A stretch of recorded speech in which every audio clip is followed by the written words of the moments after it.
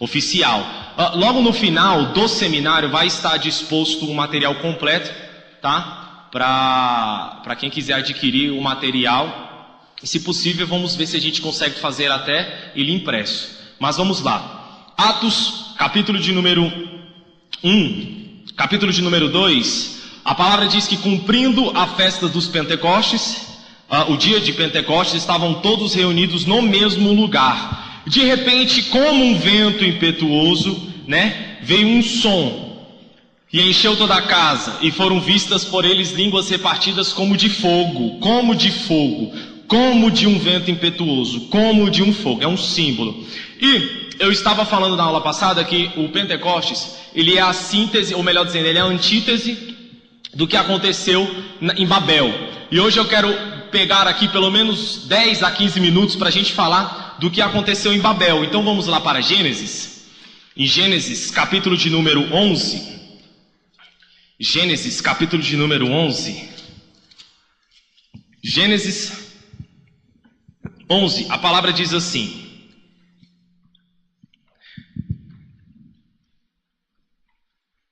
quem achou o 11, vamos para o versículo 10, que fala assim: e Cush, capítulo 10, versículo 8. E Cush gerou a Nimrod. Este começou a ser poderoso na terra. Iniciou, foi o primeiro homem poderoso na terra. Versículo 9. E este foi poderoso caçador diante da face do Senhor, pelo que se diz: como Nimrod, poderoso caçador diante do Senhor. E o princípio do seu reino foi Babel. 1. Erech. 2. Acade. 3. Calné. 4. Sinar, que fica na terra de Sinar, melhor dizendo. E desta mesma maneira ele saiu à Síria e edificou Nínive, Rehoboth, Ir e Calá. Ou seja, Nimrod era um edificador de cidades. Nimrod foi o primeiro imperador que as escrituras relatam. O primeiro homem a ser poderoso, um caçador. Homem que aprimorou o uso da invenção dos descendentes de Tubal-Caim. Quem foi Tubal-Caim? Tubal-Caim foi o que inventou, o que começou a inventar, melhor dizendo, a arte do cobre e do bronze. Para vocês que não sabem ou nunca ouviram, Caim ele gera de dentro dele 4 faculdades humanas necessárias, que está em Gênesis 4. Quais são as faculdades? Olha minha Gênesis 4 como é que está. É o meu livro favorito, Gênesis. Gênesis 4. Olha só. Gênesis 4, 18.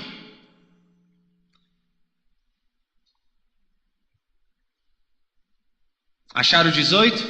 Olha o 17. E conheceu Caim a sua mulher, e ela concebeu e teve Enoque. E ele edificou uma cidade, chamou o nome da cidade pelo nome de seu filho Enoque. Primeira faculdade humana, a faculdade imobiliária, de construir casas, construir moradas, subir muros, delimitar regiões. Segunda faculdade humana, versículo 20. E Ada teve Jabal, e este foi pai dos que habitam em tendas e tem gados.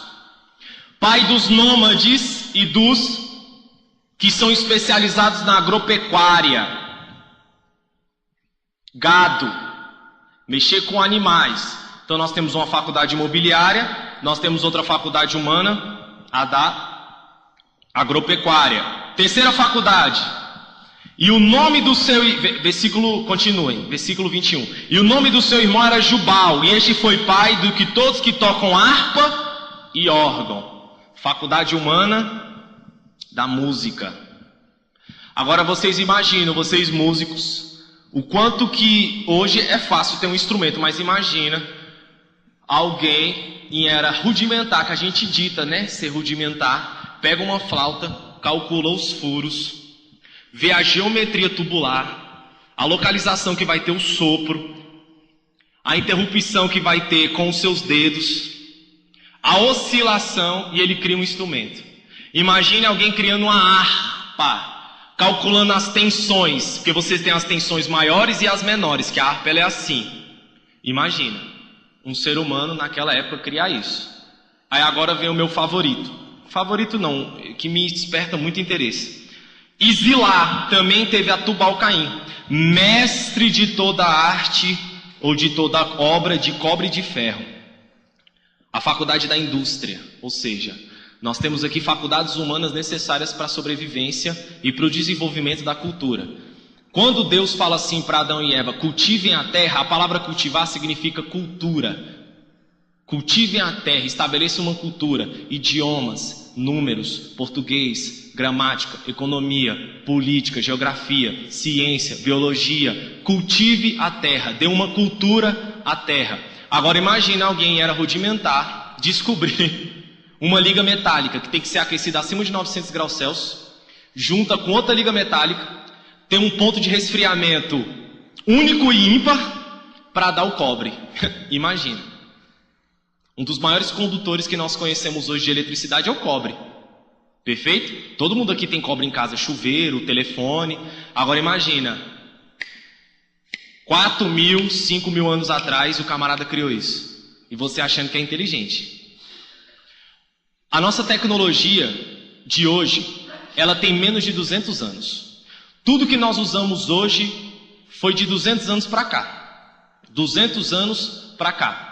Só que são ensinados na escola que existia homem nas cavernas, aqueles homens chocros, burros, que carregavam a mulher puxando pelo cabelo. Te enganaram. Antigamente existia gênios, existia cientistas, dos 75 a 73% dos objetos usados em cirurgias, hoje, os egípcios tinham. Máquinas de abrir crânio, máquina de fazer endoscopia, máquina de fazer perfuração, parafusos para corrigir fraturas. Os egípcios inventaram a mumificação também.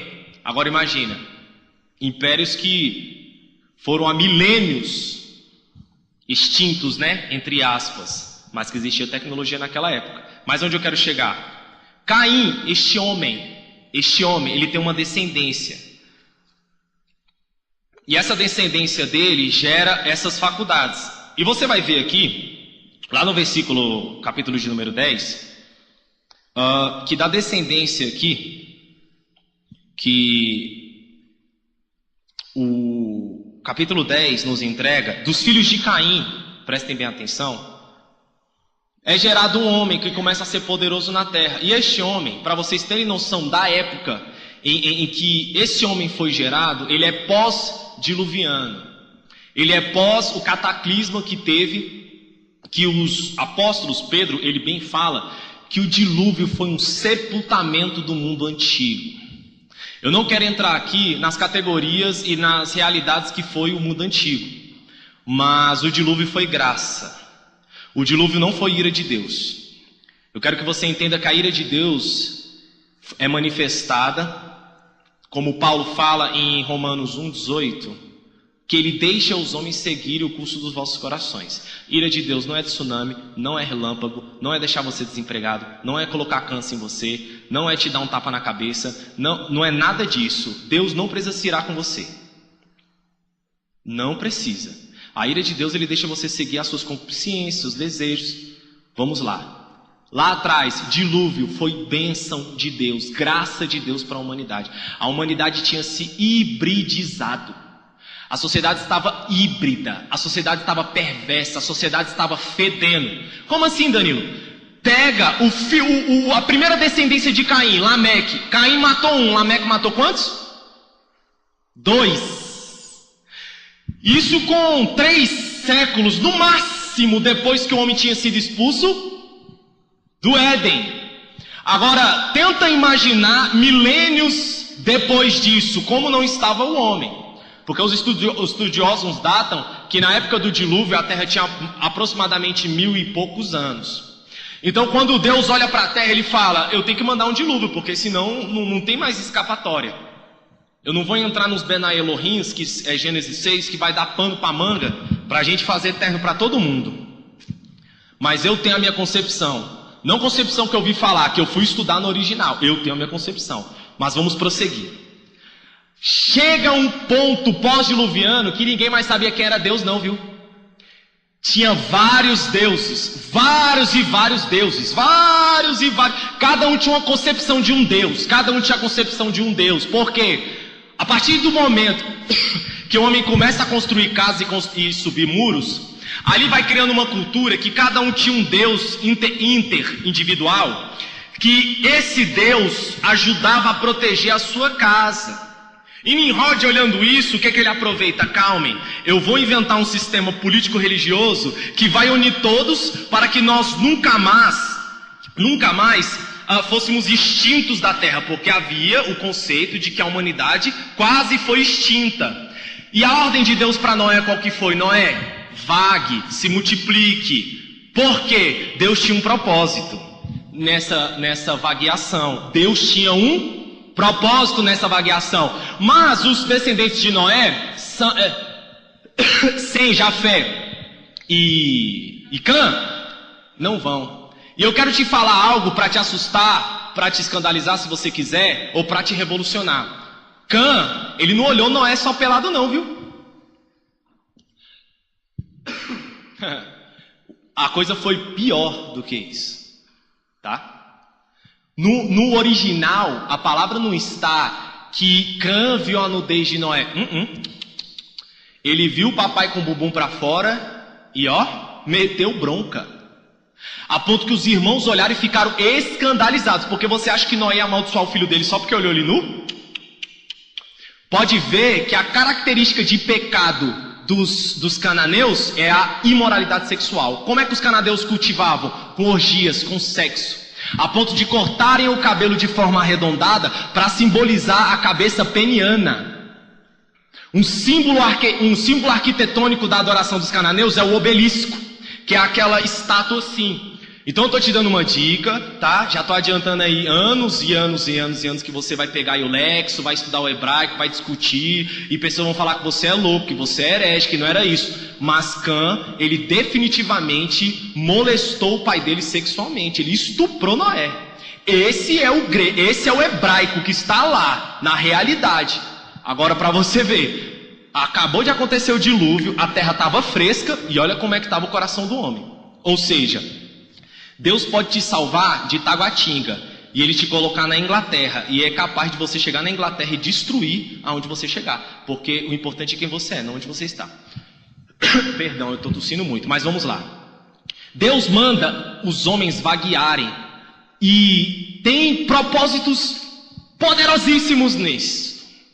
A prova disto dá para ver aqui bem? Dá, ainda bem. Nós temos aqui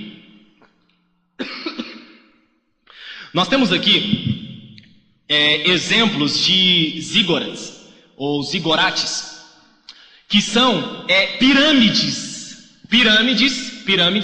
construídas em quase todas as civilizações, civilização maia, civilização persa, civilização dos hindus, civilização oriental do leste, civilização oriental do norte. Todas as civilizações têm como característica de invocação e acesso a Deus esse sistema piramidal de torre. A prova que Nimrod não quis construir uma torre, ele quis construir uma torre. Não foram confundidas as línguas? Não foram? Aí presta bem atenção. Foram confundidas as línguas, mas o conceito fica. Ou seja, isso aqui, pastor Pedro, é uma pirâmide do México. Isso aqui é uma do Camboja, que é para onde eu estou indo. Quantos 1000 quilômetros tem de distância entre o México e o Camboja? É do outro lado do mundo. E é o mesmo conceito de pirâmides que vão se afunilando em cima para, de certa forma, chegarem a ter uma conexão com Deus.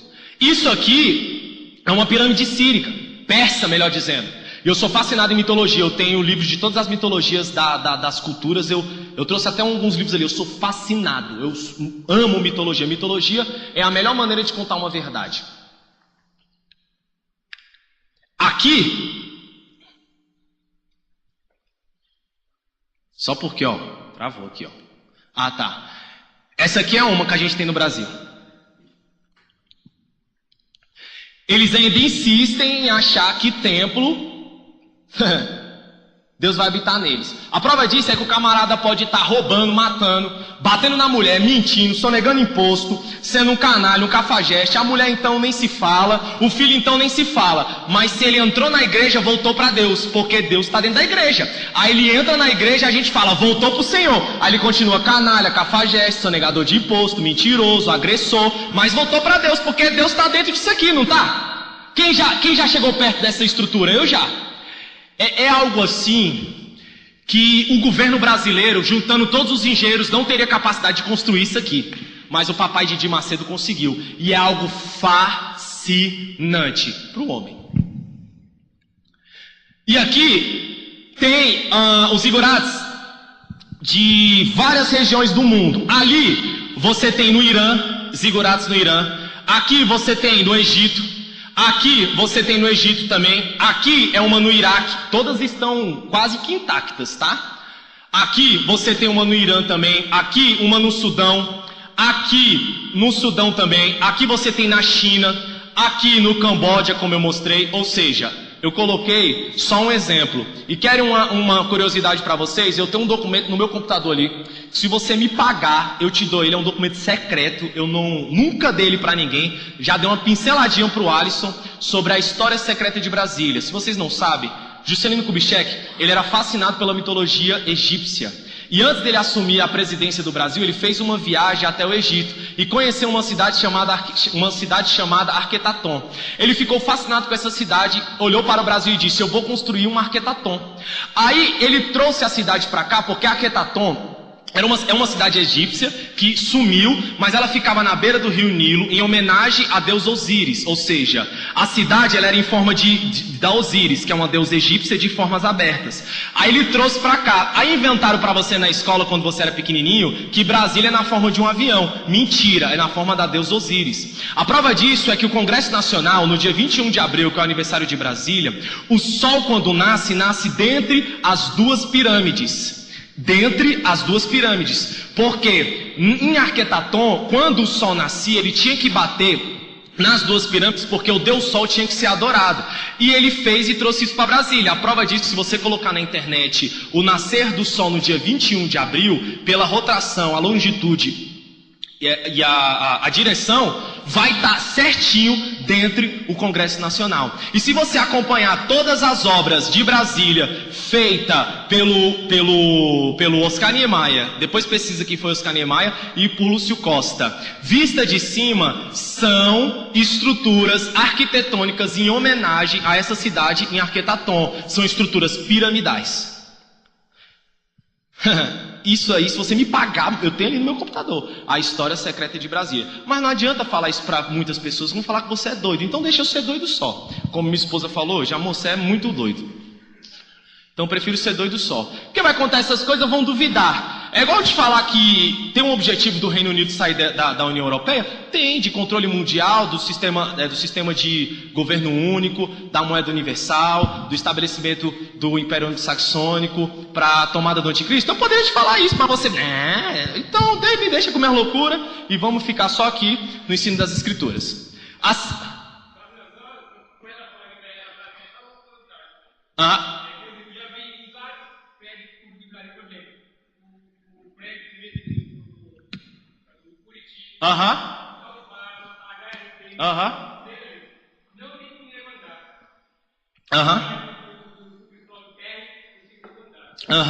Foi tudo muito bem arquitetado.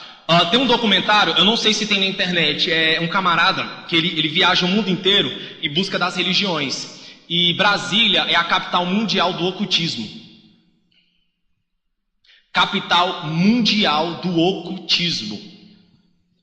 Minha mãe cresceu no Vale do Amanhecer, graças a Deus, ela conheceu o Evangelho, mas ela cresceu no Vale do Amanhecer. Quem conhece o Vale do Amanhecer? Quem conhece Legião da Boa Vontade? Já foi lá? Já andou no Circo Central? Com um cristalzão lá? Legal, né? Se quiser ir de novo, me convida. É legal andar lá assim. Não dá nada, fica andando lá, igual um trouxa. Circulando pra não dar varize, fica lá. Aí os camaradas acham que olha só, isso não é algo novo não. Vocês estão achando que é novo? É novo pra quem, gente? Então vamos. Olha só, um dos motivos que Deus manda o povo espalhar é aquele ali, ó, doenças concentradas em hubs. O que são hubs? Hubs são conglomerados, concentrações. Quem aqui já fez engenharia de redes, sistemas? Alguém é formado nessa área? Você já viu isso na faculdade, sistema de redes? Os hubs, exemplo, o Google. O Google em redes integradas é o maior concentrador de redes que o mundo tem, é um grande hub. Por que as doenças hoje se espalham? Eu tenho um hub, vou dar um exemplo para você. O evento teste que teve de canoagem aqui, eles trouxeram o pessoal do Oriente Médio mais para o lado oriental, da Malásia. E lá, o Zika vírus ainda não tinha sido erradicado. Eles vieram. Isso não te contaram também, que o governo não vai contar. Depois que eles saíram daqui, houve um índice de concentração de Zika vírus no Rio de Janeiro de 200 casos em menos de uma semana. Por quê? Eu sou um malasiano, da Malásia. Eu passo na Central do Brasil. Quem já foi na Central do Brasil? No Rio de Janeiro? Rapaz, se você acha que a rodoviária tem gente, você não sabe o que é gente, não. Gente pra todo lado. Aí eu tô lá, eu tô infectado. Um mosquito me pica, acabou. Eu infectei o Brasil. Eu infectei o Brasil. Eu sou um aidético, eu pego uma seringa, vou para o aeroporto da Turquia, entre os 10 mais movimentados do mundo, ou então vou para o de Atlanta, que é o mais movimentado. Dali, se eu quiser espalhar o vírus para no mínimo 50 nações, é um pulo. Um pulo. Porque hubs, concentrações, você coloca ali e espalham. Então, se o povo não tivesse se espalhado como Deus manda, eles estavam reunidos em Babel, se uma pessoa tivesse malária, todo mundo de repente iria ter, porque estão concentrados. Então, quando Deus dá uma ordem, saiba, ele é mais esperto que Galileu, ele é mais esperto que Newton, ele é mais esperto que esses camaradas Einstein, ele é mais esperto, confia. Vai e depois você entende o negócio. Ou seja, hubs, grandes concentrações. Essa é uma das crenças que eu tenho. Por que Deus mandou? A segunda, que é a que eu mais acredito. Tecnologia avançada. Acima da ética, moral e desenvolvimento humano. Danilo, me explica isso. Toda a tecnologia que nós temos, ela não tem mais que 2 séculos. Ressonância magnética, voar para um lado, voar para outro, Wi-Fi, internet. Eu sou da época que não tem celular. Ali tem o Rafa. Se eu falar pro Rafa que eu vivi em uma época que não tinha celular, ele vai rir da minha cara. Se eu falar para ele que eu usei Orkut, ele vai falar, Orkut, que é isso? Mas na época era a pompa. Hoje não. O desenvolvimento tecnológico, ele é alinhado ele é impulsionado, sabe por quê? Pela guerra. E antes, você quer que eu fale outra invenção? Controle remoto. Ah, miséria, eu fico imaginando minha avó querendo trocar de canal. Ficava só na Globo, num frio desse. Tu vai levantar para mudar para Record e mudar propaganda, aí levanta. Aí vai travar a coluna num frio desse, ou seja, controle remoto.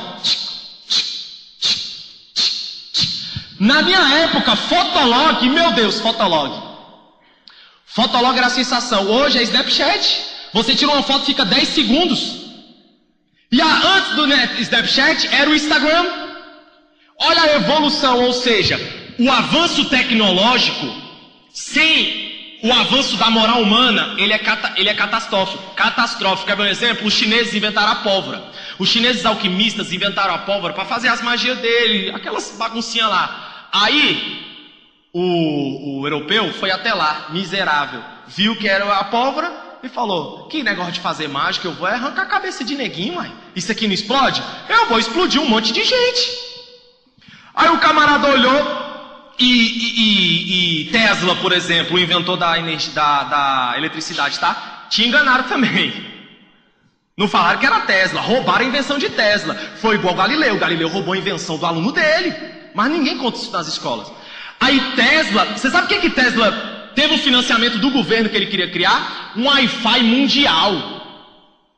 Mundial. Tesla queria construir uma torre, queria dar energia para uma nação inteira de forma gratuita.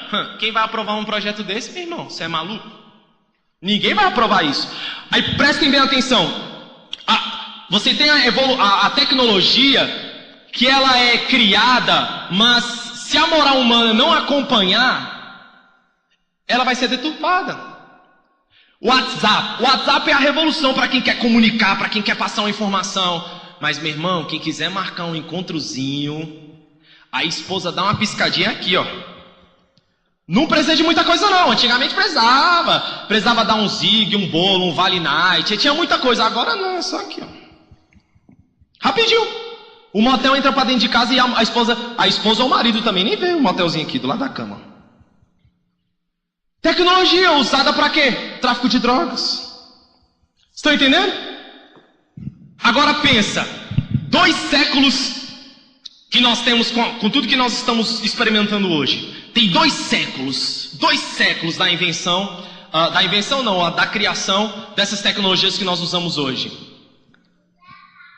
2 séculos nós conseguimos produzir 2 guerras mundiais.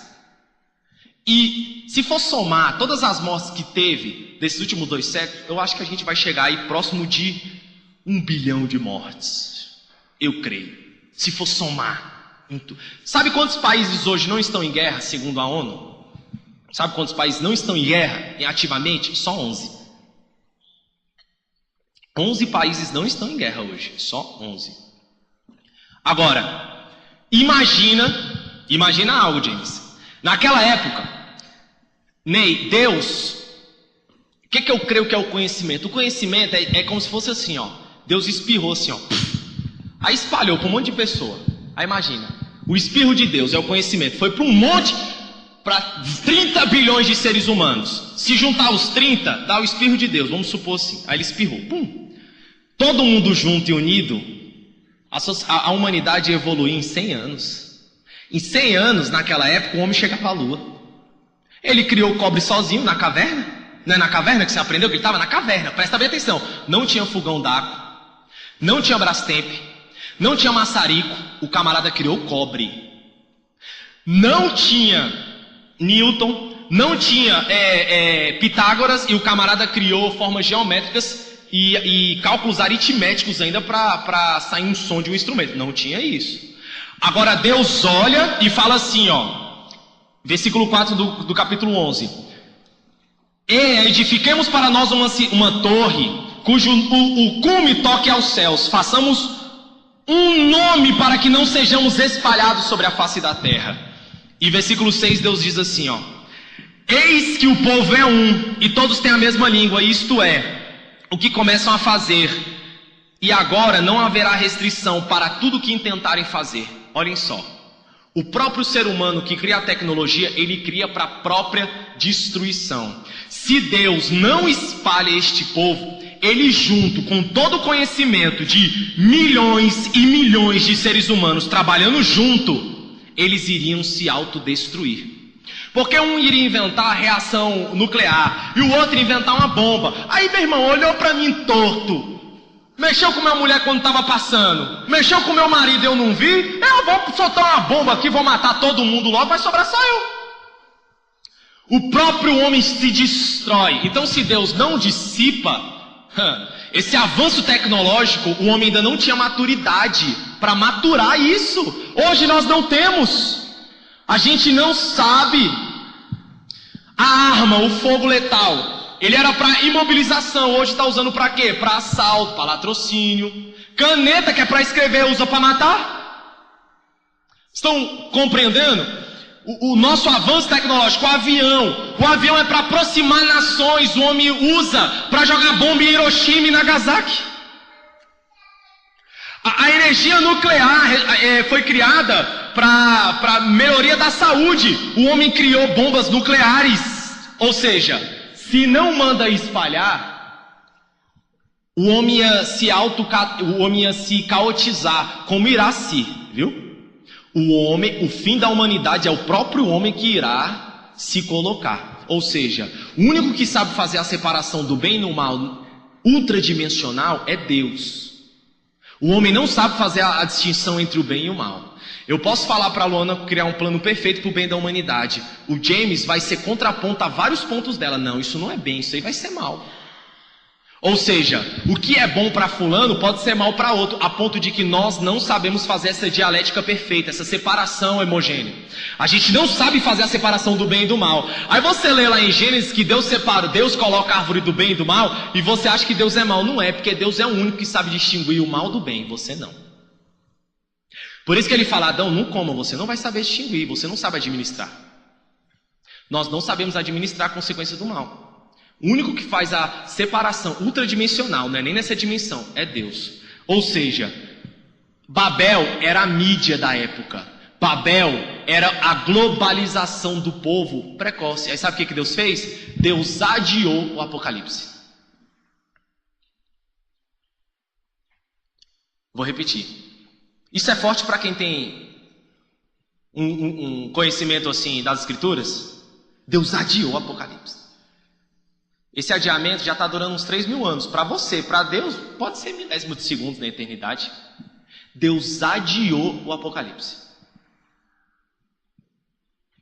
Deus adiou o Apocalipse. Só que o homem não satisfeito, o homem se globalizou de novo.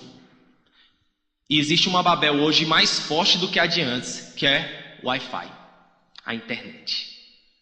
A internet globalizou e juntou todos os homens novamente. Todos falam a mesma língua. Todos falam a mesma língua. Estabeleceram uma língua mundial, inglês. Em 3, 4 anos, se você não falar inglês, você nem existe no planeta Terra. 3, 4 anos. 3, 4 anos. Você nem existe mais. O IBGE nem vai mais na tua casa registrar que você existe. Você não fala inglês. Língua universal. O comércio exterior é pautado em quê? No dólar. O homem se globalizou. O que eu falo aqui pode ser ouvido na Coreia simultaneamente. Ou seja, o que foi o Pentecostes? O Pentecostes é a antítese de toda esta confusão. Enquanto o homem falava uma língua para se rebelar contra Deus, agora Deus espalha os homens, que ele fala, ide por toda a Judéia, Samaria, com o fim da terra, correto? Com uma linguagem universal que é a do Espírito. A prova disso é que quando Pedro vai discursar antes do Pentecostes, voltamos para Atos. Quando Pedro vai discursar antes do Pentecostes, ele vai falar de Judas, que se estripou todo, que cometeu suicídio. Depois de Atos, a pregação de Pedro é diferente, porque o Espírito causa uma metanoia em Pedro. Aí prestem bem atenção. Neurolinguisticamente falando, quando Deus separa o povo, ele não separa só isso aqui não, língua não. A confusão é de consciência também, a ponto de que todos os homens agora vão compartilhar do mesmo subconsciente, que Jung, muito bem, depois de Freud, ele delimitou isso chamado como subconsciente coletivo. E tem estudiosos como esse doutor aqui, por exemplo, Sten Jr., ele fez um estudo para tentar localizar a língua mãe, porque como eu disse para vocês, a neurolinguística, ela entende e sabe pelos estudos da sintaxe, morfologia e criação dos idiomas, que existe um idioma mãe, uma língua mãe, da onde todos são derivados. A prova disso é que o idioma grego-latino, a palavra Deus, Deus, ela também pode ser falada de eu, Dios e Theos, ou Teus. São os idiomas gregos latinos que vieram da Grécia, passaram ali pela Espanha, Roma, vieram para cá, para esse outro lado. Se você pegar os idiomas anglo-saxônicos, você tem God e Good. A semelhança da divindade, do nome da divindade, ou seja, quando eu falo que a diferença de um Deus para o outro é só a semântica, porque o que diferencia que seu Deus é verdadeiro e ressuscitou não é o que você fala, é o que você vive. Se você pegar o idioma hebraico e árabe, eles chamam Deus de El, Al ou Allah. Olha a semelhança que tem. A ponto também que se você pegar os idiomas sírico antigo, para você falar a palavra sábado, sabaton, assírio, sabatu, grego, sabaton, hebraico, shabat, cópita, pi-sabaton, afegão, xambá, e no etíope, sambat. Não tem uma semelhança? É a prova de que isso não tem como documentar, é claro, mas estudos, achados arqueológicos, achados de escritos em papiros, em pedras, eles dão essa pista. Mas nós, como cremos no relato de Gênesis, existia uma comunicação ímpar. E essa comunicação ímpar era para construir uma torre que era para tocar o céu. Só que também ensinaram errado, que é para tocar o céu de céu. Não. O tocar o céu no hebraico é para ter uma comunicação com os deuses. Era como se Nimrod estivesse falando: me coloca lá em cima que eu vou dialogar com Deus lá, para ele aplacar a ira quando ele estiver irado, para ele mandar umas bençãozinhas. Então assim, de algum modo, o que a gente cultuar aqui dentro dessa torre chega mais fácil lá em cima, porque isso aqui é como se fosse um satélite. Pegou? Aí eu te digo, essa crença não mudou não. Eu não conheço um evangélico que não acredita que igreja é satélite de Deus. Vem, irmão, Jesus está esperando aqui. Vem, você chegou atrasado, Jesus está esperando. Vem, irmão, Jesus está neste lugar. Jesus está aqui, Ele está sentado. Você chegou atrasado, Ele está te observando. A gente tem a mania de ficar colocando Deus para fora da gente. Deus está num monte. Deus está no Monte Olimpo. Deus está sentado num trono. Deus está longe. Deus está no Monte Gerizim. Deus está no Monte Jerusalém. Deus está no Monte Sinai. Deus está no Monte do Gama. Deus está no Monte do Pessu. Deus está em lugares. E vai tirando Deus de dentro da gente. Eu quero te falar que Deus, Ele não é por invocação. Deus é por evocação. Você tem que evocar a Deus. Você tem que transmitir a Deus. Você tem que transmitir Deus. Danilo, eu creio em Deus, beleza. Danilo, como é que eu faço para provar que eu creio em Deus? Faz o seguinte: Deus, Ele quer ser provado que você crê nele no teu próximo. Porque se fosse para ser o outro, era outro, mas Jesus chamou de próximo. Mas Danilo, eu quero adorar a Deus, eu quero pegar em Deus, eu quero pegar na saia de Deus, eu quero pegar no cetro de Deus. Faz o seguinte, pega só um agasalho e doa ali que é melhor, o camarada está passando frio.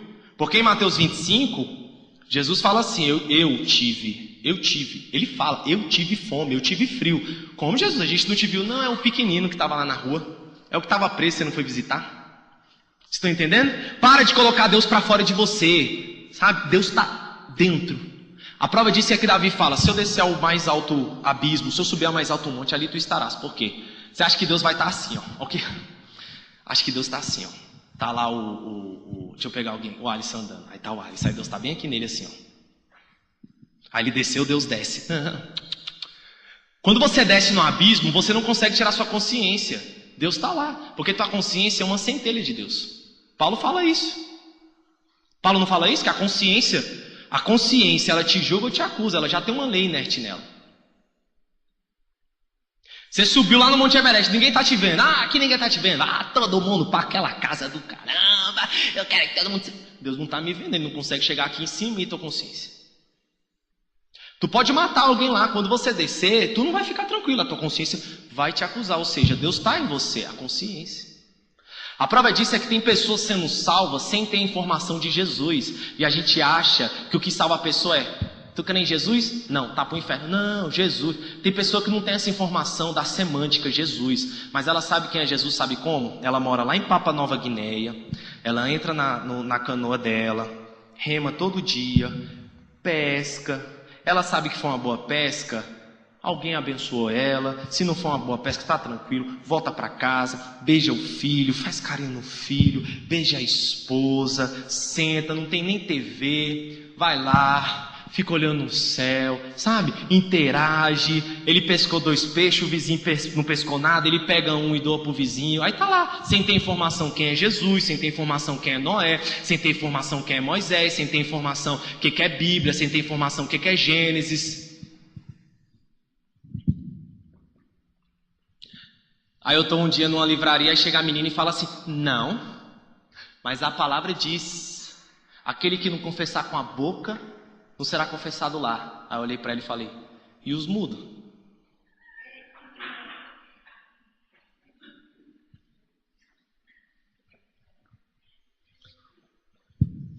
Com imbecil eu não perco.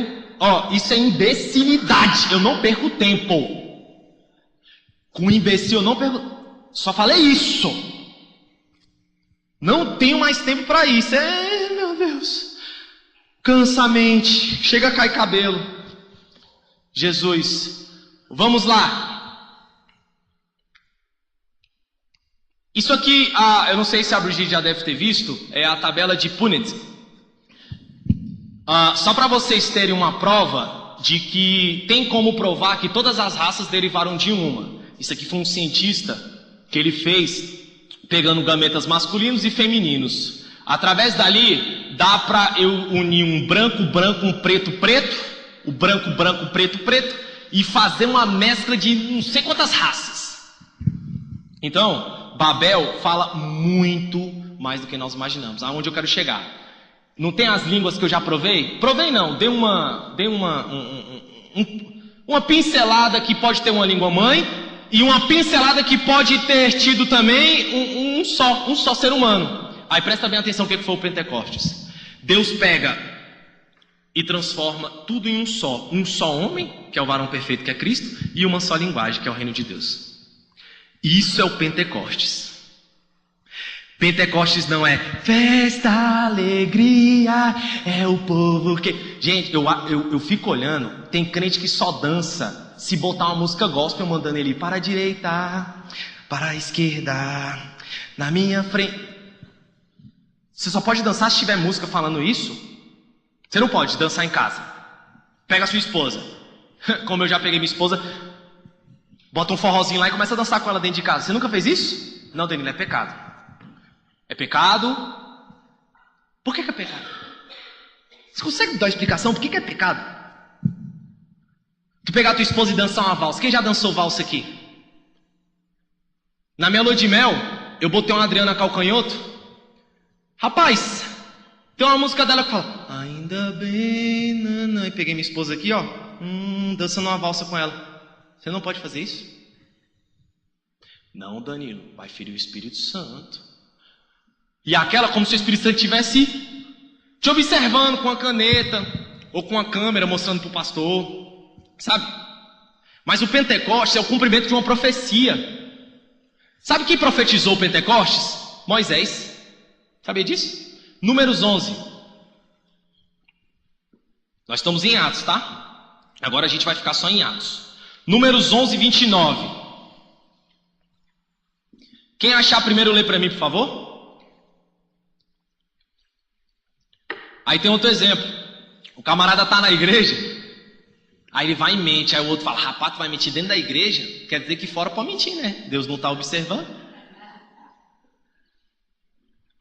Números 11, 29. Quem achou? Porém, Moisés disse: tem um filme por mim, no mar de todo o povo do Senhor como profeta, que o Senhor lhe desse pelo Espírito.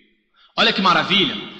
Tomara que todo o povo fosse seu profeta, e Deus lhe desse o seu Espírito. Tomara! Olha só o anseio de Moisés. Manda! Teu Espírito, Senhor. E Deus querendo mandar o Espírito dele. Deus ansioso para mandar o Espírito.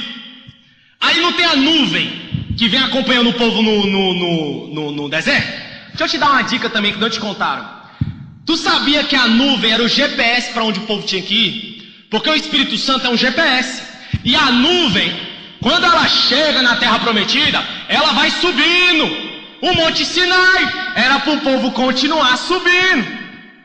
Mas o que o povo fala? Não vou subir, vai tu, Moisés. Aí a nuvem paira. É visto uma obra como de turquesa, descendo no monte, tem relâmpago, tem trovejo, tem aquele estardalhaço todo. E em Deuteronômio 33 diz que os anjos estão descendo com tábuas de fogo para colocar a lei no coração dos homens. Aí quando chega lá não tem homem nenhum, só Moisés. Porque o povo não queria espírito dentro, o povo queria lei para ler. Já tinha o código de Hammurabi, não precisava de lei de Moisés, já tinha o código de Hammurabi. Quem aqui já leu o código de Hammurabi? Então, tá, só o doido já leu. O código de Hammurabi. Lê o código de Hammurabi. Siga o código de Hammurabi. Siga o código de Hammurabi para você ver. Tu já é crente, já tem Deus no teu coração. Siga lá o código de Hammurabi. Já tinha, o povo queria mais lei. A lei, ela só reforça o pecado. Porque se tiver escrito aqui, ó, não desça um degrau e eu descer, eu conheci o meu erro, porque eu desci. Não adultera. Antes o povo adulterava, mas não tinha não adultera. Então adulterar, vamos fazer a bagaça inteira. Não adultera. Que vontade, mas meu Deus, mas tem uma punição. A lei só foi para revelar a incapacidade do homem de ser perfeito. Foi só isso. Aí a nuvem sobe, o povo não quer subir. Aí Moisés tem que descer com pedra ainda, com pedra. Pedra. Então, o Pentecostes é o cumprimento de uma profecia que Moisés profetizou. E Deus fica, meu Deus, para que eu vou enviar meu espírito, meu espírito, meu espírito, meu espírito? Não tinha, aí vem o próprio Deus, se encarna. Presta bem atenção, presta bem atenção. Deus vem, entra no cromossomo, passa pela mutação genética, é desenvolvido como um feto, é desenvolvido como um embrião, fica dentro de uma placenta, sai pelo lugar asqueroso, nasce banguelo, nasce pelado, nasce no meio de bicho, cresce, trupica, recebe cascudo, aprende a falar, aprende a andar, aprende a bater martelo, aprende a fazer cadeira, para ser homem, Deus. E tudo que você está vendo, tudo que o telescópio Hubble está pegando, está dentro de Deus ainda. Estão descobrindo galáxia dentro de galáxia, galáxia dentro de galáxia, bilhões de galáxias dentro de milhões de galáxias. Isso aí está dentro do intestino de Deus. E ele sai e entra. Vamos tentar colocar alguém numa caixa de sapato aqui? Será que a gente consegue? Esse Deus se torna homem. Ele vem e encarna. Para provar que tinha como viver sobre a plenitude do Espírito. Aí o Espírito é derramado. Depois que o Espírito é derramado, agora eu quero entrar. Toda essa síntese que eu te falei dessa história acontece dentro do homem. Glória a Deus. Versículo 14 do capítulo 2, vamos lá. Pedro, porém, pondo-se em pé, com os 11 levantou a voz e disse: varões judeus e todos que habitais em Jerusalém, seja-vos isto notório e escutai as minhas palavras. Olha só, é incrível como o camarada com o Espírito Santo de Deus agora tem caráter e hombridade para se levantar e pregar para milhares de pessoas. Só dando um panozinho de fundo, esse é o mesmo Pedro que afunda no mar pela incredulidade, em Mateus 14:30. É o mesmo Pedro que é chamado de diabo, tá? Apartar de mim, Satanás, em Mateus 16:23. E é o mesmo Pedro que nega Jesus em Mateus 14, o mesminho. Olha o que o Espírito Santo dá coragem em quem não tem. O Espírito Santo dá coragem para quem não tem. E a primeira vez que ele começa a pregar o evangelho, porque antes ele estava contando fofoca de Judas, agora ele vai falar o evangelho. Estes homens aqui não estão embriagados como vós pensais, sendo esta a terceira hora do dia, mas isto é o que foi dito pelo profeta Joel. E nos últimos dias, pode traduzir como de agora em diante, tá? Derramarei o meu espírito sobre toda carne. Vossos filhos e vossas filhas profetizarão. Não era essa a promessa de Moisés? Joel só reiterou. Vossos jovens terão visões e vossos velhos sonharão sonhos. Mas não é sonho que o velho acorda babando. Mulher, eu visitei o Haiti. Mulher, eu tava voando, pulei de paraquedas, caí, saí correndo, virei um alce. Não é esse sonho doido não. Sonho, esperança. A partir de agora, com o Espírito dentro de nós, jovem vai profetizar. O que é profetizar? Jovem vai dar uma nova direção para o futuro. Os velhos que estavam cansados, eles vão ser renovados, eles vão sonhar, vão ter esperança. O meu Espírito vai começar o reino na terra, reintegrando a sociedade, purificando os corações, extirpando a inveja, aniquilando o ódio, diminuindo a soberba, excluindo a soberba, matando por inanição o rancor, matando por inanição a concorrência, extirpando da alma humana o ego egoísta, altruísta. Esse meu Espírito vai fazer essa obra dentro do homem. E também do meu Espírito derramarei sobre os meus servos e sobre as minhas servas naqueles dias, e profetizarão. Glórias a Deus. E farei prodígios em cima no céu e sinais embaixo na terra: sangue, fogo, vapor de fumaça. E o sol se converterá em trevas, a lua em sangue, antes de chegar o grande e glorioso dia do Senhor. Eu vou pular essa parte aqui, porque a gente vai entrar aqui em Apocalipse, vai dar um peteco aqui na mente, vai ser pergunta, vai levantar a mão, e a gente vai fugir de Atos. Isso aqui vai para Apocalipse. Lua de sangue, fumaça, vapor, isso aí a gente pula. Eu quero pegar aqui o versículo 22, olha só que lindo. Versículo 21. E acontecerá que todo aquele que invocar o nome do Senhor será salvo. A palavra aqui invocar, ela no grego significa epikaleomai. Ela está na voz média. Para título de curiosidade, o português não tem voz média. Tem voz passiva, voz ativa e voz reflexiva. Voz média não tem. Danilo, o que é voz média? É a coisa mais linda que tem na língua grega, é a voz média. A língua ativa, o sujeito sofre ação.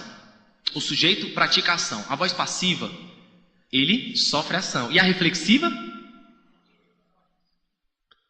Sabe o que é a voz média? O sujeito, ele recebe a ação de outro sujeito simultaneamente, agindo no outro sujeito e recebendo nele.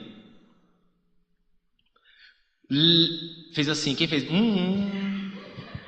Eu gosto, isso aí tá descendo, tá entrando assim, ó. Eu estava falando ontem para os meus alunos de inglês. Se você pegar a palavra e se tornou alma vivente, o que é alma? A gente aprendeu que alma, a gente tem a origem, o que é alma, do conceito grego, o conceito platônico. O que é alma? A palavra usada ali no hebraico é nefesh. Sabe o que significa nefesh? Goela, garganta, língua, pescoço, tudo sem imaginar. Por quê? O conceito antigo é, na goela aqui desce água, desce comida e desce ar, não é? Logo, se eu interromper aqui essa passagem, eu vou morrer. Então aqui está a vida. Se tornou alma vivente. A palavra ali se tornou goela, se tornou pescoço, se tornou um ser. A palavra nefesh é usada em vários contextos. A minha nefesh anseia o Senhor, porque quando eu estou faminto, tu me sacias. Saciar é comida, então é garganta. A minha garganta se sacia em ti, mas o tradutor coloca, a minha alma se sacia em ti. Estão compreendendo? Agora presta bem atenção, não tem voz média no português, então como é que eu vou entender o texto? Traduzindo? Não, você tem que entender.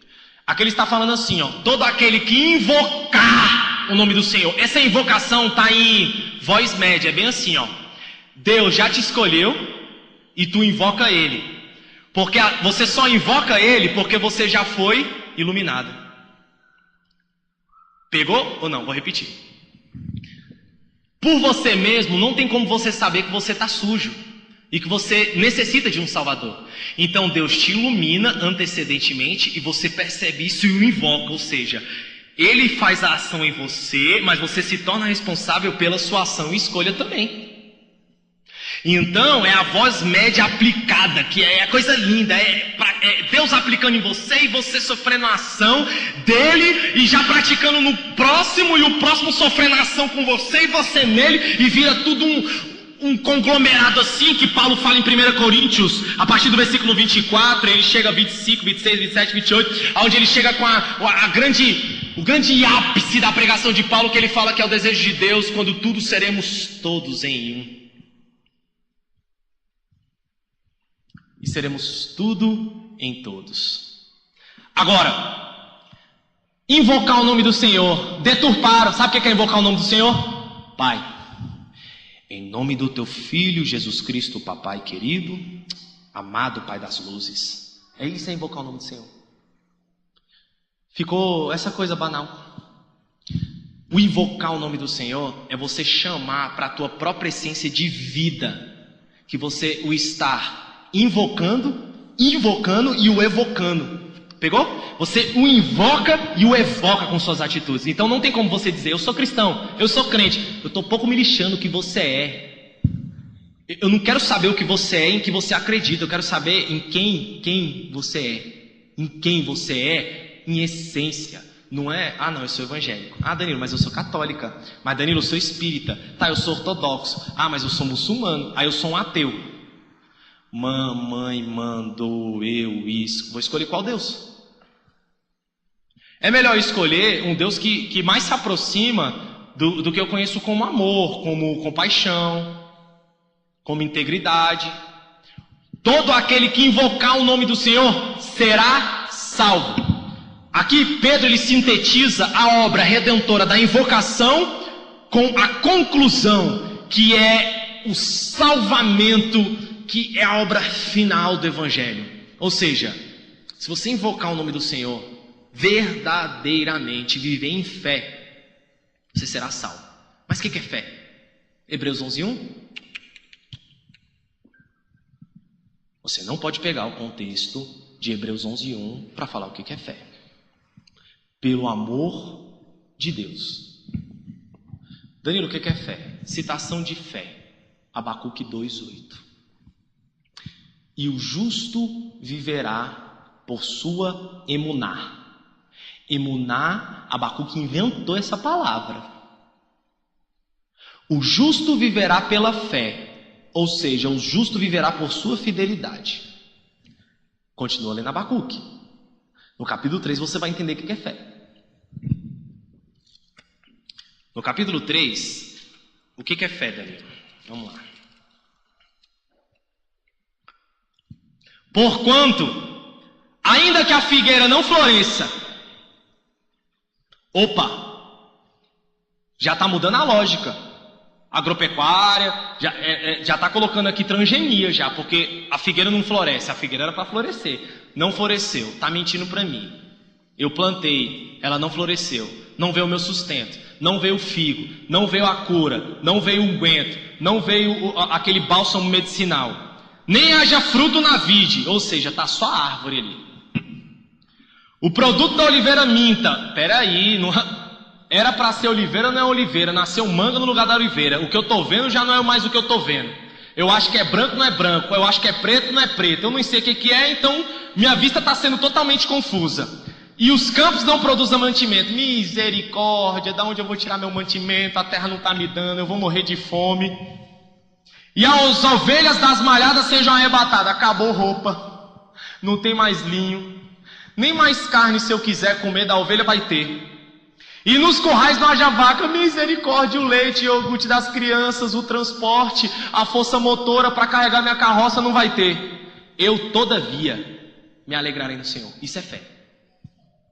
Eu vi um glória a Deus ali que foi gostoso assim, ainda que você está andando no chão e o chão não é chão, você está olhando para a mangueira e não está nascendo mangueira, está nascendo uva. Tu olha para o teu filho, ele não é mais teu filho. Tu olha para o teu carro, o carro desapareceu e tu entra no carro, parece que está dirigindo o carro, mas não está dirigindo o carro. Tudo que você está olhando está mentindo. O teu sustento não tem mais salário, não tem mais emprego, não tem mais chefe, não tem mais marido, não tem mais filho, não tem nem mais você.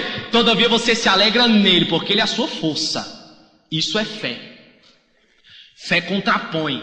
Fé é antagônico a tudo que você vê. Isso é fé. O justo andará por sua justiça, por sua fidelidade. Resumindo, fé é conduta.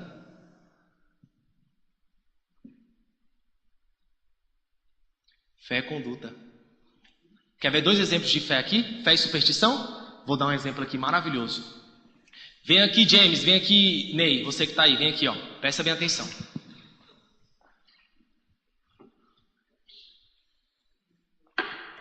Dois funcionários da minha empresa, vem cá. Um é o funcionário número 1 e o funcionário número 2. Pode ficar aqui embaixo. Aí, Ney, aqui. Eu demiti os dois. Olha, o teu português está muito fraco. Eu perdi clientes por causa do teu analfabetismo, tá? E eu vou ter que te demitir. E a mesma coisa para você, tá? Aí o James é o crente supersticioso. Sabe o que ele vai fazer? Ele vai por quarto orar. Vai pro quarto orar. Deus, eu sou burro. Deus, fui demitido. Deus, mata aquele chefe. Deus, eu sou teu filho. Eu nasci para ser cauda, não cabeça. O Senhor é meu pastor e nada me faltará. Falou errado, né? O Senhor é meu pastor e nada me faltará. O Senhor é meu pastor e ele não me faltará. Deus, aí tá aqui. Aí o Ney. O Ney é o crente com fé. Caramba, eu preciso estudar. Vai na biblioteca comprar um livro, Ney. Senta para estudar. Esse é o crente com fé. James, minha filha está endemoniada, vem aqui expulsar ela. Aí vem, cheio de língua estranha. Amaná, serebicantaramanã. Aí vai, expulsa demônio. Volta para orar. Deus, eu expulsei demônio. Deus, me deu um empreguinho. Deus, aquele demônio, se eu não expulso, ele não ia sair daquela menina. Aí tá ali o Ney, dia e noite estudando. Aí vem a vaga de emprego. Vem, os dois. Vaga de emprego. Hein, faz um texto com 30 linhas. Se tiver 10% de erro, eu te dispenso. E você, se tiver 10% de erro, eu te dispenso, tá? Aí ele faz. Ele acerta tudo, porque ele ficou estudando. Aí ele assume. O justo viverá por sua justiça. Deus não é injusto. Pode sentar.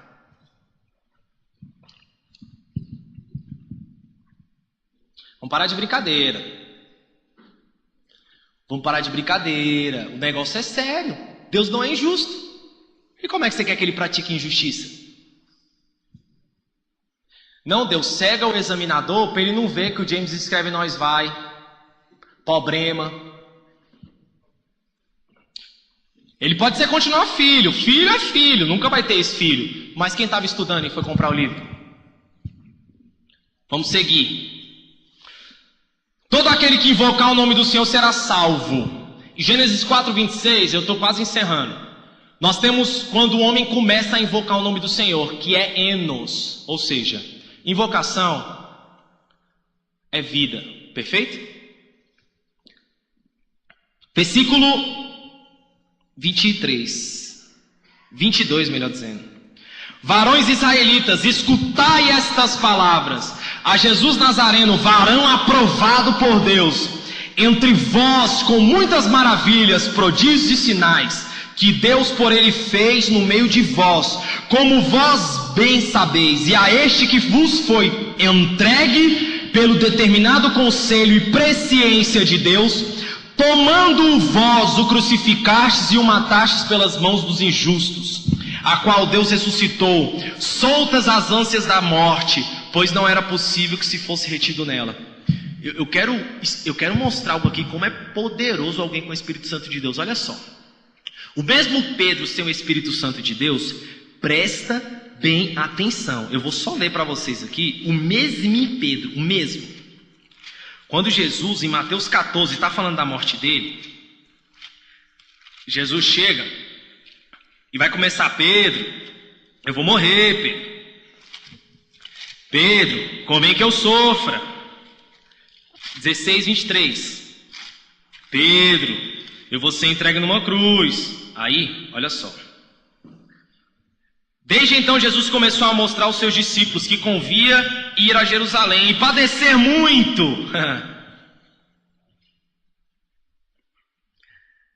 Dos anciãos, dos principais dos sacerdotes e dos escribas, a ser morto e ressuscitar ao terceiro dia. E Pedro, tomando parte, começou a repreender. Gente, Pedro ele repreendeu Jesus, dizendo: Senhor, tem compaixão de ti, Senhor. De nenhum modo isso vai te acontecer. Ele, porém, dizendo: Satanás, para trás de mim. Por que Jesus mandou Satanás ir para trás dele? Esse atrás aqui, ele é cronológico. Satanás, vai para trás de mim, porque atrás de mim tem profeta, tem profecia, tem salmo e tem cântico falando do meu futuro.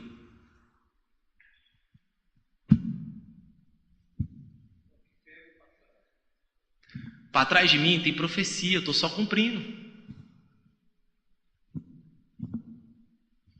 Por que você está aqui nesse emprego? Rapaz, vai para trás de mim. Vai procurar, eu tenho história, rapaz, não cai aqui.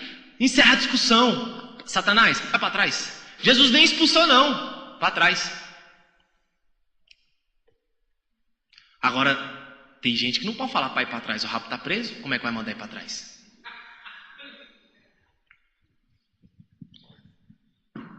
Aí, olha só agora com o Espírito Santo, parece que dá isso aqui na mente de Pedro, ó. Bem fosse que pela presciência de Deus, o mandato de Deus, ele padecesse, ele sofresse e ressuscitasse. Tá vendo? A mesma informação agora é entendida de maneira diferente, porque tudo é puro ao que é puro.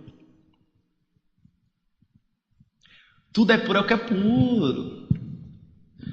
Aí por isso que você é sanguíneo colérico, aí dá uma notícia pra você, um dia que você não tá mal, tá... Um dia que você não está bem, está na TPM, o salário não entrou, o governo ia pagar a bonificação, não deu, o cliente desmarcou com você, você perdeu uma venda, o advogado te enganou, você foi assaltado, e ainda vem dar uma notícia dessa para você, é tapa na cara mesmo, eu xingo mesmo, é bicudo, e quem entrar na minha frente é daquele jeito, eu não devo nada pra... Me pegou no dia mal, aí pega uma pessoa com o Espírito Santo de Deus, tudo, glórias, amém, tudo certo, tá tudo certo.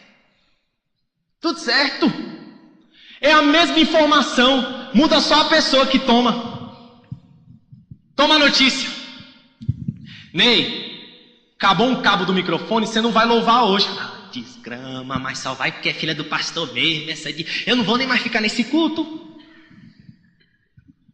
Ney, aí chega a mesma pessoa. Olha, não tem cabo de microfone para você louvar? Não, não tem problema não. Eu vou ficar aqui do lado. O que vocês precisarem, eu estou aqui, viu? É a mesma informação, muda só quem a recebe.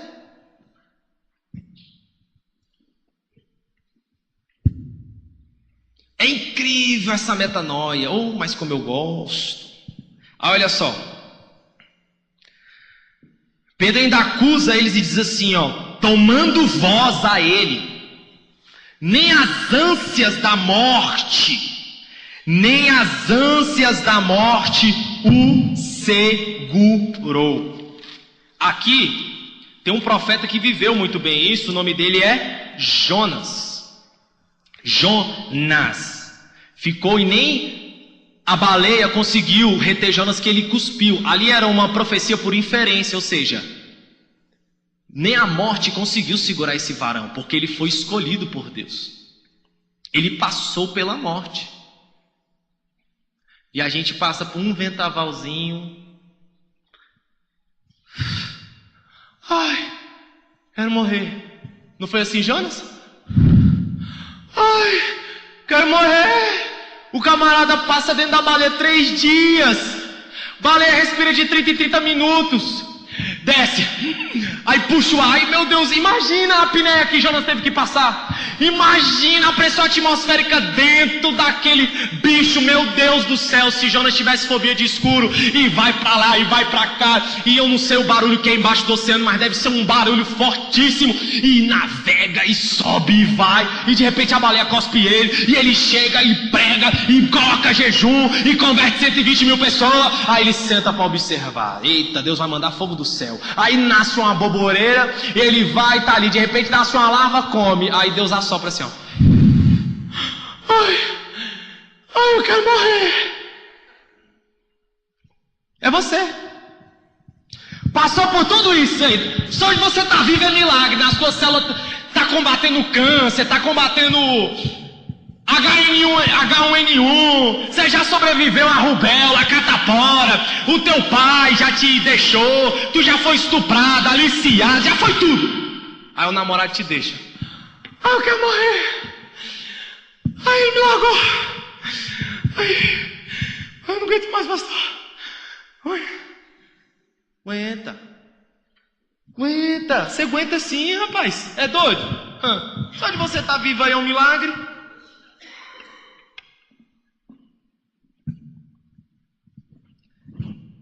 Tem mais, viu?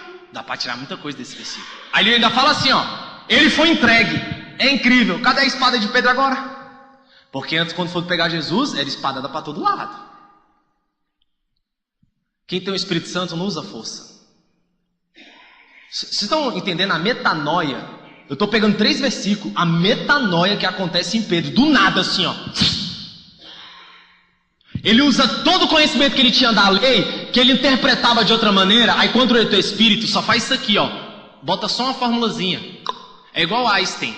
E é igual a mc ao quadrado. Energia é igual a matéria sobre a velocidade da luz ao quadrado. É só uma formulazinha. Ai. O olho chega e fica assim, ó. Sabe? Começa a olhar a vida assim. Hoje eu fui visitar uma cliente no setor de oficina do Guará. Aí eu fiquei olhando Deus. Olha como. Aí eu sentei no carro assim e fiquei conversando com o Espírito Santo. Espírito Santo, como é engraçada a vida, né? Eu estou no setor de oficina, onde o serviço que o camarada está colocando tira o risco, conserta teu para-choque. Aí a oração do camarada que está comprando o carro é bem assim, ó. Pastora, apresenta meu carro aqui, para tu ungir meu carro, que não importa se eu sou ungido não, eu quero que tu unja meu carro. Unja meu carro aí, pastora. Porque, aí a oração do camarada, tomara que nunca seja batido, meu Deus, me livra. Aí tá aqui o lanterneiro, Deus, manda carro batido, Deus, manda carro riscado. Estão entendendo? Muda só aqui, ó. É igual tá aqui, Pedro tá pescando a noite inteira. Ai, meu Deus. Ai, meu Deus. Ai. Aí às vezes, Pedro tava conversando tão alto que os peixes estavam desse lado. Aí Jesus, Pedro, joga do outro lado. Aí Pedro joga, que não dá conta de carregar os peixes.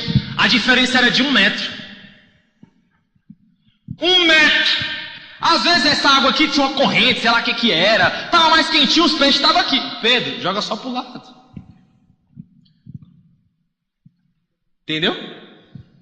Deus, cura minha visão. Deus, por favor, não consigo enxergar o oculista. Deus, manda míope, manda cego. Eu quero vender óculos, eu quero vender lente.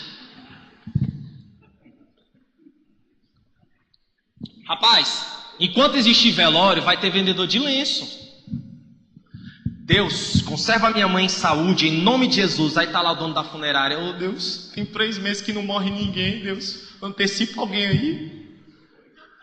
A mãe do Danilo já tem 90 anos, Deus. Já passou da hora. Não é desse jeito, eu tô mentindo. Vamos lá que eu vou encerrar. Versículo 27. Vamos para o 26. Por isso se alegrou o meu coração, e a minha língua exultou, e a minha carne há de repousar em esperança.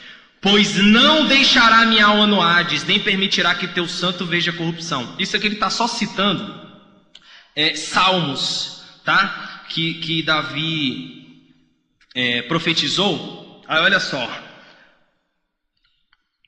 Pula para o versículo 37. E ouvindo eles isto,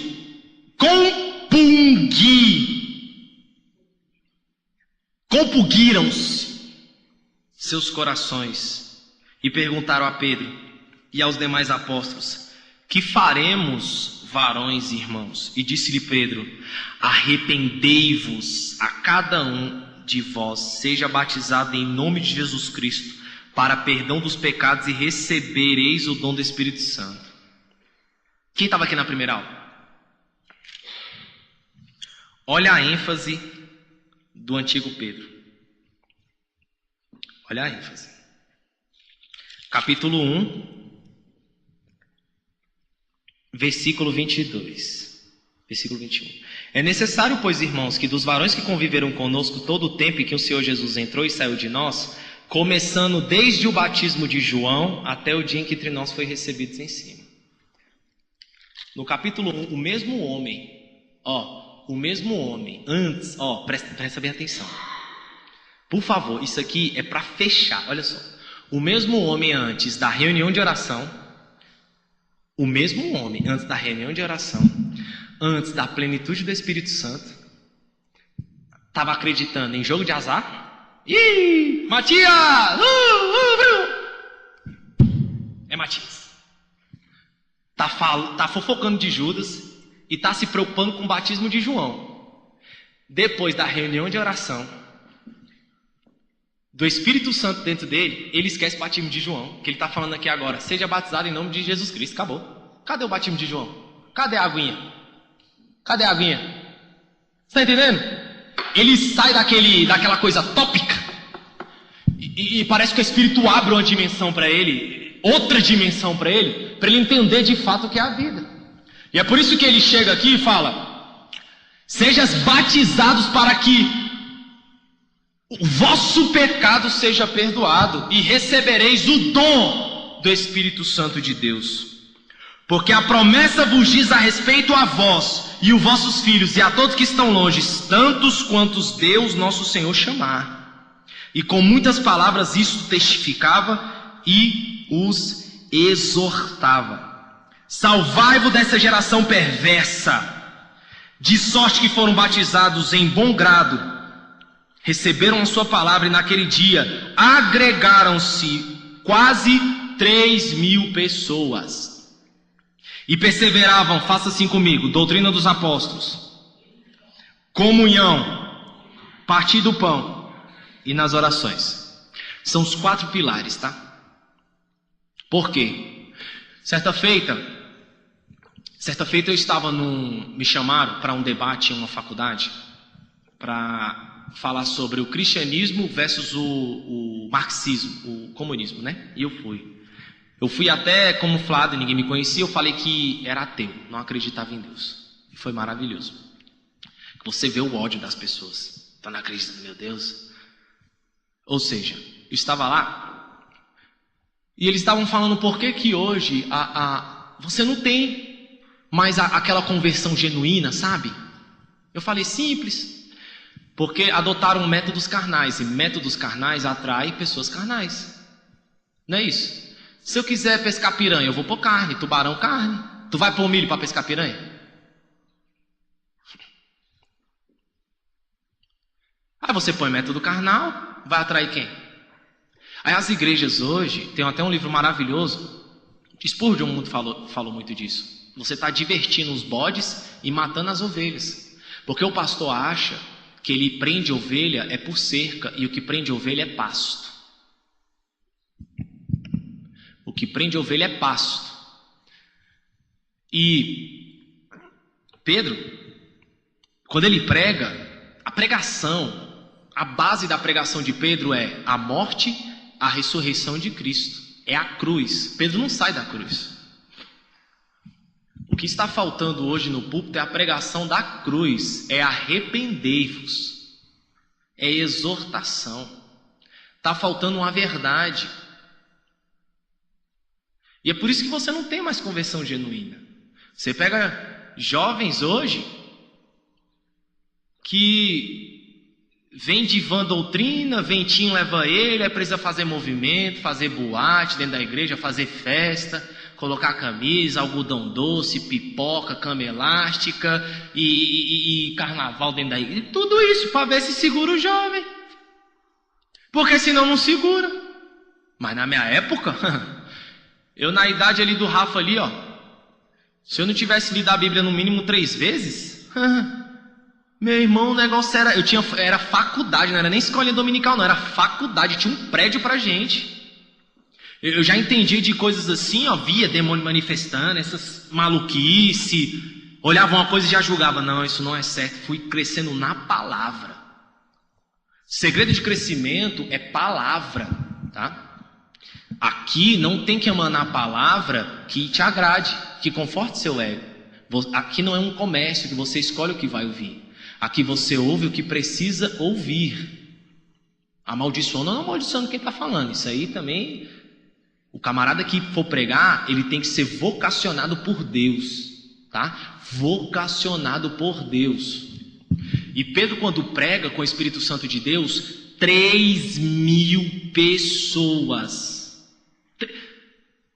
Você acha que Pedro tinha noção que tanta pessoa assim ia se converter? Não, porque quem convence não é você, é o Espírito. Ou seja, eu vou te falar o que eu fazia quando eu era adolescente.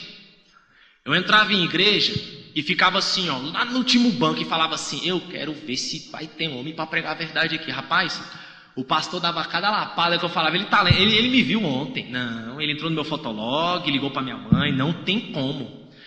E cada vez que eu ia mais assim, nas pregações, para ver se Deus falava, eu falava: rapaz, parece que Deus está me perseguindo. Parece que Deus está me perseguindo. Agora hoje, vai em culto para jovem, ou culto de família, é pregação sobre marketing multinível, pregação de como você obter tal coisa, de como você ser um melhor funcionário. Isso aí faz curso, tem que ser extra. Púlpito aqui tem que emanar a palavra de Deus. Pedro, quando ele prega, logo Lucas fala que os apóstolos perseveravam na doutrina dos apóstolos. Doutrina dos apóstolos não é doutrina que eles criaram. Eles andaram com Cristo. A palavra diz que eles perseveravam também na oração. Oração é algo que... Quer ver um exemplo? Culto de oração na igreja. Tu escuta até grilo. Dá 5 gatos pingados. Agora faz campanha para derrubar Golias. 7 passos para conquistar não sei o quê. Fala que o Lucinho Barreto vai estar aqui nessa quadra aqui. Sai do meio que sobe em cima de você. Fala que o Thales Roberto vai cantar nessa... meu irmão, arranca aquelas portas ali. Arranca, pode arrancar. Eu sei do que eu estou falando. Eu estava lá em Anápolis quando o pessoal subiu e começou a dançar e tal. E o pastor teve que acabar o culto. Falou: não, calma aí. Oração. E a palavra diz também que eles perseveravam na comunhão e no partir do pão. Partir do pão. Sabe o que é partir do pão? Partir do pão é você chamar na tua casa. Chama na tua casa. Vamos partir um pão aqui, vamos comer, vamos conversar. Mas hoje não convida mais, porque se entrar na casa, vai ouvir a mulher tacando na frigideira do marido.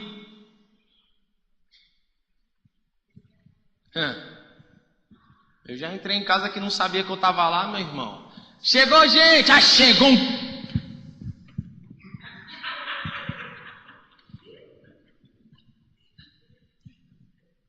Tô saindo. Fala aí, neguinho. Não vai mais em casa. Chega na casa, a pia enche um caminhão truque de louça suja aqui, ó. As roupas, meu irmão, tá no teto, no ventilador, dentro da geladeira. Parece, minha mãe disse que isso aí é o Zé Pilintra, não. Ela fala que é o, como é que é o nome? É o Zé Mulambo, é o Zé Mulambo. É o Zé Mulambo, sabe? Uma nojeira. Mas não chama, não pode chamar, porque vai conhecer a intimidade. Jesus fazia as reuniões dentro da casa dele, viu? Aquela casa que cavou o telhado lá, era dele, viu? Era dele. Entrava a hora que quisesse. Não pegava ele de surpresa, não. Só se ele estivesse tomando banho, essas coisas. Mas a porta do banheiro era fechada. Não sei que os camaradas também, né? Partir do pão, chama, conversa, para você entender o que está acontecendo com o irmão. Às vezes ele quer só um abraço. Às vezes você é um excelente psicólogo e não sabe. Sabe? Leva uma agulha de tricô, uma linha, vai lá fazer um casaquinho. Irmão, o que você... Irmão, eu vim fazer um tricôzinho. E senta. Tem dia que o neguinho vai lá em casa, eu já sei o que ele quer. Então, o dia que eu estava lá em casa, o neguinho, Dan, eu tô indo aí. Eu falei: não, você não vai vir não. Você não vai vir, que você vai me perturbar. Eu tô pronto aqui pra escrever o meu livro. Não, Dan, se eu chegar aí eu vou ler um livro. Então vem. Aí ele chegou. Aí eu olhei para ele e falei, esse neguinho quer conversar. Sentamos e ficamos conversando, 1 hora. Conversando, coisa boa. Não é não, neguinho? Conversando. Neguinho, vamos pro cinema? Bora, juntou, sai. Sabe? A gente precisa disso. Quer ver um exemplo? Quem aqui é membro da IBPJ há mais de 5 anos? Fica de mão levantada. Kedman, levanta a mão só você. Quem aqui sabe onde a Kedman mora? Quem aqui já foi na casa dela? Maravilha. Você, irmã, qual é o seu nome, linda? Marilu? Marinô. Quem aqui já foi na casa da Marinô? Ó, cabe mais gente lá. O pastor deu... O Ney, quem já foi na casa do Ney? Quem aqui sabe a comida favorita do Ney?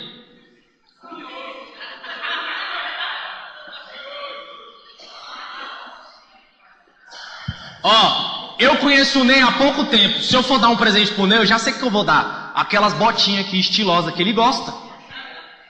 Tu não gosta, Ney? Ele gosta, ele é fashion. Eu ali direto falo pro louvor, ei, tu é fashion, cara. Tu é diferenciado. A gente tem que entender. Às vezes olha pra irmã, rapaz, eu acho que aquilo ali ia dar pra irmã. Sabe quando você vai numa loja e você lembra? Às vezes é o Espírito Santo fazendo você lembrar. Cara, isso aqui é a cara da Marinete. Compra, é a cara dela e é o valor do teu bolso. Ah, mas esses 20 reais aqui eu ia comprar pra mim. Não compra pra você, não, dê.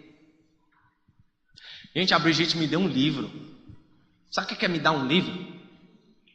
É tu me dar paz, sossego, saúde. Me dê um livro. Olha que maravilha. Ela teve a capacidade de pegar um livro e me dar. Olha, isso é partir do pão. Você vê a irmã dançando aqui, as irmãs que dançam aí, levanta a mão. A sapatilha tá furada. Tu sabe onde é que compra? Compra uma e dê pra ela. Olha aí, é Deus falando aí, tá vendo? É Deus purinho. Olha só pra gente encerrar.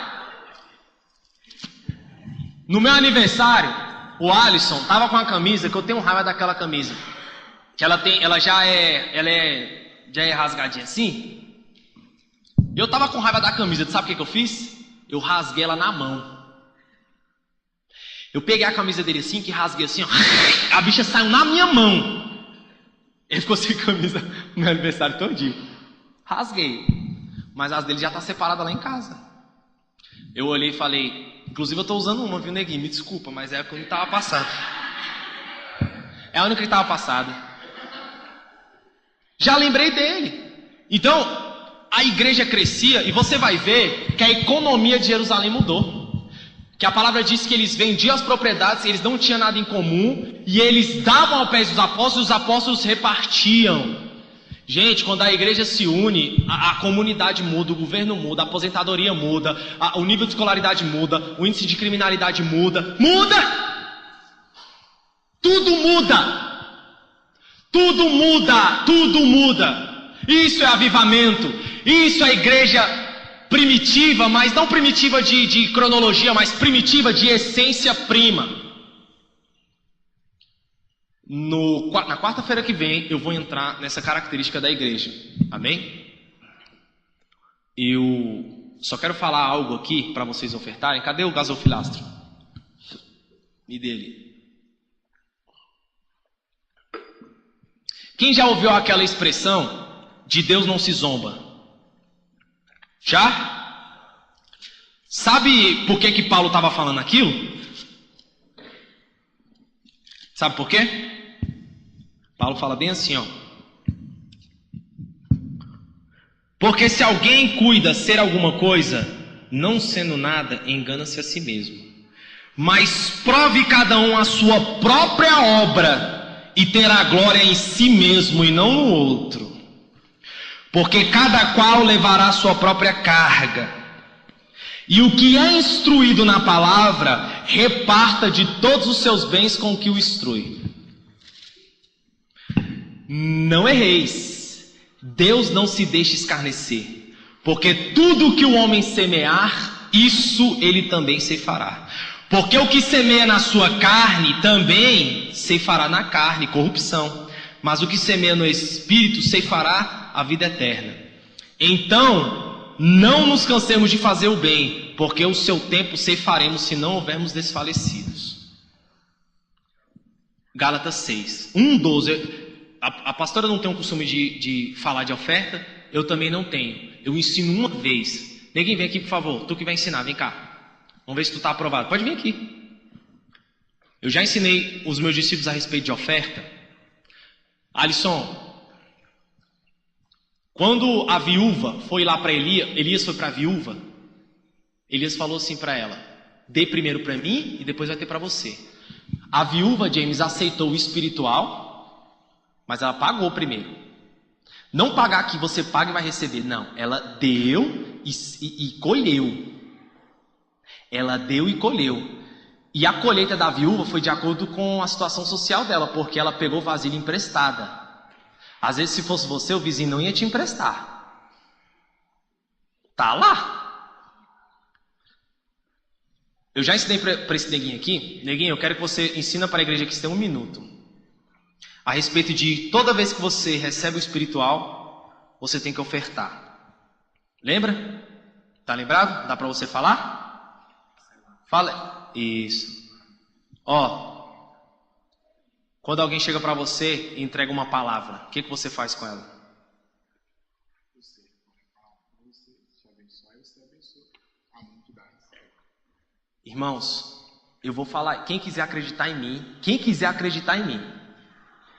é porque já aconteceu só uma vez aqui na igreja, um irmão que pegou a palavra e ele falou a um que estava desempregado, que o irmão Pedro trouxe.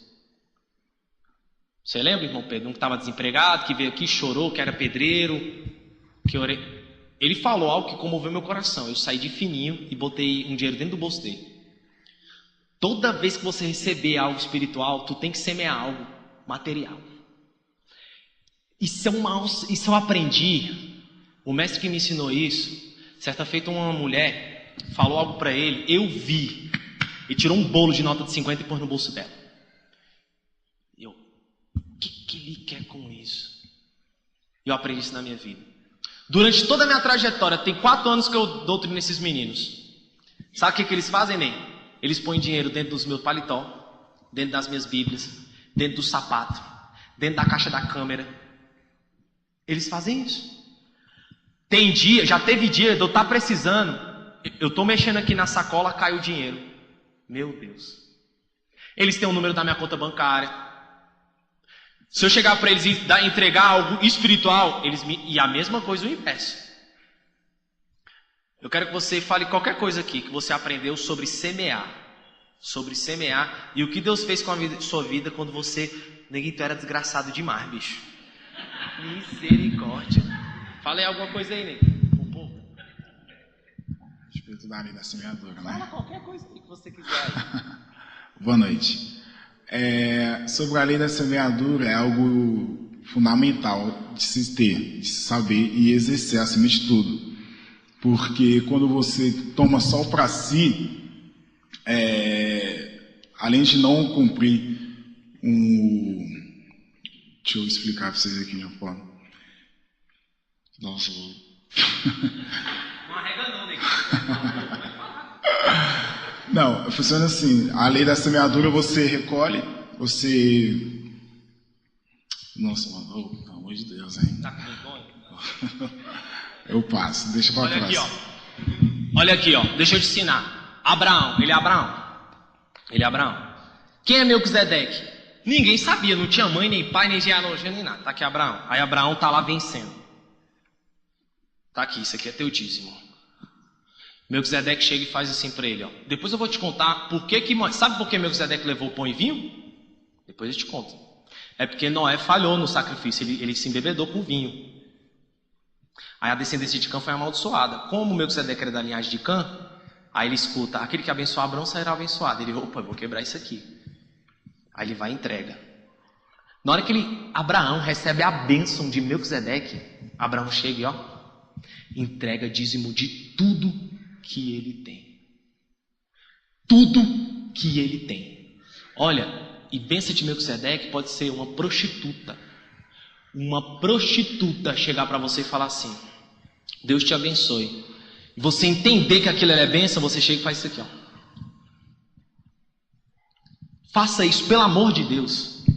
Isso é o equilíbrio. Isso é equilíbrio. Você vê a criação de Gênesis, tem um equilíbrio. Depois eu vou falar para você. Deus cria uma dimensão e outra dimensão. Uma dimensão e outra dimensão. É o equilíbrio. Quando você recebe o espiritual, oferta. Eu não estou fazendo aqui teologia da prosperidade não, viu? Da teologia da prosperidade? Da semeadura? Aí olha só, onde eu queria concluir. Não, eu não estou falando que vocês entendem não, só estou reforçando. Falando que precisa de palavra de ofertório. Eu vi de uma igreja, na Cogic, o pastor está pregando, aí tem que deixar um cesto do lado do púlpito, sabe para quê? Quem é abençoado na hora da palavra, levanta, sai correndo, na Cogic eles são doidos, sai correndo e bota o dinheiro assim, ó, pá! E eu não acreditava. Aí o bispo foi pregar, sabe qual foi a oferta que ele levantou? $30 mil. $30 mil o bispo levantou. E eu olhava aquelas coisas e falei, eu não acredito nesse povo não. Mas quer que eu te fale algo? Todos os pastores da Cogic são médico, advogado. É um mistério que tem com aquele povo, que eles não entram, James, com roupa meia boca para cultuar a Deus não é, neguinho? Já falei para a pastora isso. É só eles têm essa concepção. Olha, eu não vou te falar. Eu vou te falar, melhor dizendo. Eu aprendi isso para minha vida. Mas eu aprendi assim de tal maneira que tem hora que minha esposa... Teve um dia que minha esposa me deu uma exortação tão forte, eu esperei ela dormir, peguei R$50, pus dentro da carteira dela.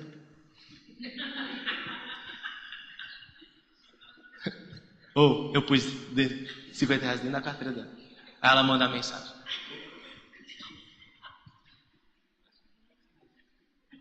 Amor, eu te amo. Aí olha só, estou encerrando. Ontem eu nunca fiz uma faxina na casa inteira. Aí eu ia dar aula e a menina ligou. A Isa viajou. Caramba, bicho.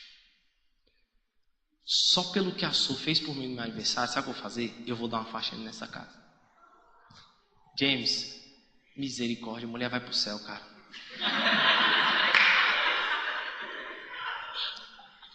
Minha mão tá fedendo que boa até hoje, eu acho que eu pus muita. Era só uma tampa, eu pus metade do litro. Tô limpando a casa, limpando. Gente, me deu uma dor nas costas tão grande que eu não queria mais nada. Meu Deus do céu, eu não queria sair de casa. Ela chegou em casa, eu não acredito. Eu falei, amor, ofertei para você. Não que é obrigado dela. Amor, ofertei. Ela, amor. Aí só foi dormir. Sabe? Cria essa visão de se você é abençoado, você abençoar também. Se você é abençoado, você abençoar também. Eu não dou dinheiro para frentista. Mas hoje, tinha uns 3 carros na minha frente. O frentista empurrou, eu falei, vou te dar dinheiro só porque tu suou. Ele me ajudou. Mas não dou, ele não é dono da rua. Porque eles acham que são dono da rua. Amém? Oi? Eu falei o quê? Frentista é o que... flanelinha. É flanelinha. Então, vamos...